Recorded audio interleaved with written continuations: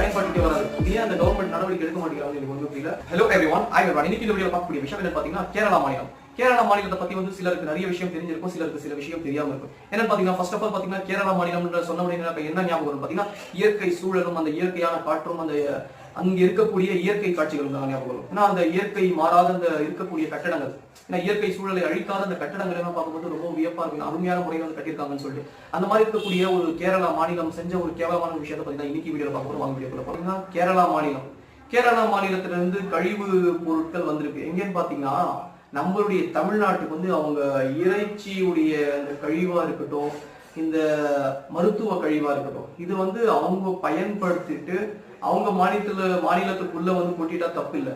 இப்போ நாம சாப்பிடுற பொருட்களுடைய கழிவு வந்து நம்மளுடைய வீட்டுக்குள்ள வச்சுட்டு அது சுகாதார பணியாளர்களிடம் கொடுத்தாங்கன்னா அவங்க வந்து டிஸ்போஸ் பண்ணிடுவாங்க. அதுதான் இருக்கக்கூடிய விஷயம். அந்த மாதிரி பாத்தீங்கன்னா அவங்களுடைய